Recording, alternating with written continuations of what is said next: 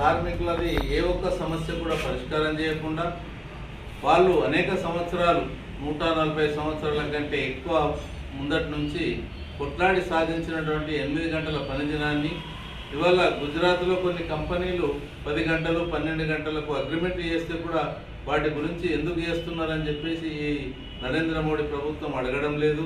వాటికి అనుకూలంగా మాట్లాడుతున్నారు. అదే రకంగా తాను ఎన్నికలలో చెప్పినటువంటి అనేక అంశాలు, ప్రధానంగా స్త్రీలకు జీరో ఖాతాలు తీస్తే 15 లక్షల రూపాయలు జమ చేస్తానని ఇప్పటికి ఒక నయా పైసా కూడా జమ చేయలేదు.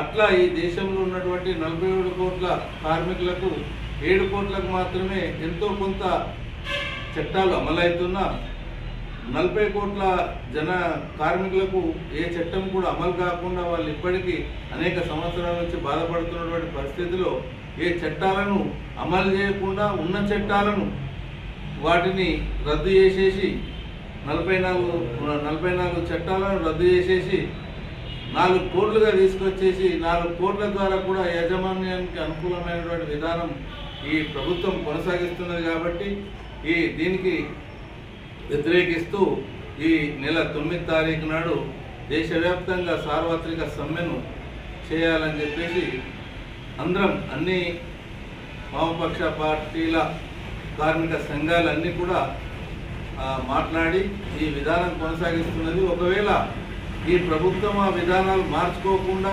కార్మికులకు లాభం చేయకుండా కర్షకులకు లాభం చేయకుండా ఉంటే ఈ ప్రభుత్వాన్ని ఊడగొట్టే పరిస్థితి కూడా ఈ సందర్భంగా వస్తుందని చెప్పేసి PUCI కార్మిక సంఘం తరఫున డిమాండ్ చేస్తుంది. కార్మిక రైతు ప్రజా వ్యతిరేక విధానాలకు నిరసనగా జూలై 9న దేశవ్యాప్తంగా సార్వత్రిక సమ్మెకు కార్మిక సంఘాలు పిలుపునిచ్చాయి. అందులో భాగంగానే నిజామాబాద్ జిల్లా ఆర్మూరు డివిజన్ అదేవిధంగా మొత్తం జిల్లా వ్యాప్తంగా సార్వత్రిక సమ్మెలో పెద్ద ఎత్తున కార్మికులు పాల్గొనాలని చెప్పి జేఏసీ తరఫున కార్మికులకు పిలుపునిస్తా ఉన్నాం. ముఖ్యంగా కనీస వేతనం 26 ఇవ్వాలని చెప్పి, అట్లాగే దేశంలో ఉన్నటువంటి 50 కోట్ల మంది కార్మికులకు PFPSA చట్టాలు అమలు చేయాలని చెప్పి, అట్లాగే సమాన పనికి సమాన వేతనం ఇవ్వాలని చెప్పి, కార్మిక వ్యతిరేక 4 లేబర్ కోడ్లను రద్దు చేయాలని చెప్పి, 8 గంటల పని విధానాన్ని యథావిధంగా కొనసాగించాలని చెప్పి, అట్లాగే రైతు కార్మిక వ్యతిరేక విధానాన్ని విడనాడాలని చెప్పి కార్మిక సంఘాల పిలుపు మేరకు జూలై 9 జరిగేటువంటి సార్వత్రిక సమ్మెలో కార్మికులు రైతులు పెద్ద ఎత్తున పాల్గొనాలని చెప్పి IFTగా కార్మిక సంఘాల రైతు జేఏసీగా కార్మిక లోకానికి ప్రజానీకానికి పిలుపునిస్తా ఉన్నాం. కార్మిక సంఘాలు తలపెట్టినటువంటి సార్వత్రిక సమ్మె జూలై 9న జయప్రదం చేయాలని ఈరోజు కార్మిక సంఘాలు రైతు సంఘాలు కలిపి సంయుక్తంగా విలేకరుల సమావేశం నిర్వహించడం జరుగుతూ ఉంది. ప్రధానంగా ఈరోజు ఆనాడు సాధించుకున్నటువంటి లేబరు చట్టాలని ఈరోజు మొత్తం కూడా చట్టాలన్నింటినీ కూడా రద్దు చేసి 4 కోట్లుగా మార్చడాన్ని వ్యతిరేకిస్తూ ఈరోజు ప్రజల మీద భారాలు వేస్తూ ఉన్నారు. ప్రభుత్వ రంగ సంస్థలన్నీ కూడా ప్రైవేట్ పరం చేస్తూ ఉన్నారు.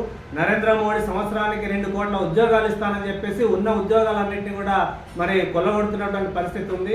ఈ పరిస్థితిని విడనాడాలని, అదే మాదిరిగా ఈరోజు దేశానికి అన్నం పెట్టేటటువంటి రైతు దేశానికి రాజు అని చెప్పేసి గొప్పగా చెప్పడమే కాదు, ఈరోజు రైతులు అడుగుతా ఉన్నారు గిట్టుబాటు ధర కల్పించమని చెప్పేసి అడుగుతా ఉన్నారు. పార్లమెంటులో చట్టం చేయాలని, అట్లాగే ఎరువులు సబ్సిడీ రూపంలో ఇవ్వాలని, నకిలీ విత్తనాలని అరికట్టాలని చెప్పేసి విత్తనాలు ఎరువులన్నీ కూడా అందుబాటులో ఉంచాలని చెప్పేసి రైతు సంఘంగా డిమాండ్ చేస్తూ ఉన్నాం. రేపు 9వ తారీఖు నాడు జరిగేటటువంటి సమ్మెను విజయవంతం చేయాలని చెప్పేసి రైతులు పెద్ద సంఖ్యలో పాల్గొనాలని, కార్మికులు పెద్ద సంఖ్యలో పాల్గొనాలని విజ్ఞప్తి చేస్తా ఉన్నాం. మరి ఈ సమ్మెకు అందరూ కార్మికులు, కర్షకులు, మేధావులు, మరి విద్యార్థులు, మరి పారిశుద్ధ్య కార్మికులు, అంగన్వాడీ ఆయాలు, మరి అట్లాగే ఆశా వర్కర్లు అధిక సంఖ్యలో పాల్గొని ఈ యొక్క కార్యక్రమాన్ని విజయవంతం చేయాల్సినటువంటి అవసరం వారి మీద కొడుకున్నది. మరి ఏదైతే నరేంద్ర మోడీ 4 లేబర్ కోడ్లు తీసుకొచ్చి ఇలా 12 గంటల పనిదినాన్ని 12 గంటల పనిదినాన్ని పెంచిండు, పని భారాలను పెంచిండు. మరి అట్లాగే ఏదైతే నల్ల చట్టాలను తీసుకొచ్చి ఈరోజు పార్లమెంట్లో నేను బిల్ పాస్ చేస్తానని హామీ ఇచ్చిండు. ఇప్పటి వరకు ఆ రైతు నల్ల చట్టాలు అదే విధంగా కొనసాగుతున్నాయి. మరి ఈ యొక్క సమ్మెను విజయవంతం చేయవలసిందిగా దేశవ్యాప్తంగా ఉన్నటువంటి కార్మికులందరికీ కూడా మనం CIT తరఫున మరి కార్మిక జేఏసీ తరఫున కూడా విజ్ఞప్తి చేస్తున్నాం.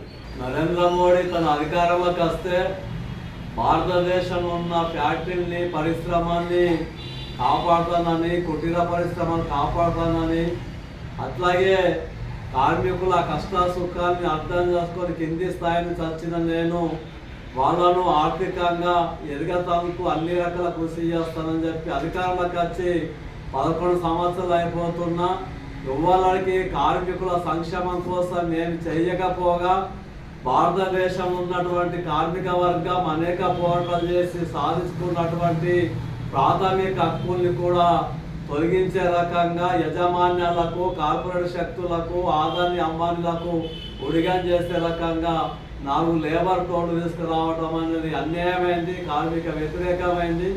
అందుకే జూలై 9 తారీఖు నాడు నరేంద్ర మోడీ అనుసరిస్తున్న కార్మిక వ్యతిరేక విధానాలకు వ్యతిరేకంగా 4 లేబర్ కోడ్లు రద్దు చేయాలని, అట్లాగే కార్మిక వర్గం యొక్క హక్కుల్ని కాపాడాలని చెప్పేసి సమ్మె చేస్తుంది. సమ్మెలో బీడీ కార్మికులు కూడా పెద్ద ఎత్తున పాల్గొనాలని చెప్పేసి ఐఎఫ్టీ తరఫున తెలంగాణ ప్రదేశీల బీడీ వర్కర్స్ తరఫున కార్మిక వర్గానికి విజ్ఞప్తి చేస్తూ ఉన్నాం, పిలుపునిస్తున్నాం.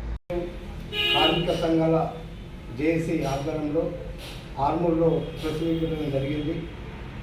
అయితే ఈ నెల 9వ తారీఖు నాడు సార్వత్రిక సమ్మె జరుగుతుంది కాబట్టి ఈ సమ్మెకు కార్మికులు కర్షకులు అందరూ వచ్చి విజయవంతం చేయాలని చెప్పేసి కార్మిక జేఏసీ తరఫున అట్లాగే ఐఎఫ్టీ తరఫున మేము విజ్ఞప్తి చేస్తున్నాం. అధిక సంఖ్యలో వచ్చి దీన్ని విజయవంతం చేయాలని చెప్పేసి మేము విజ్ఞప్తి చేస్తున్నాం.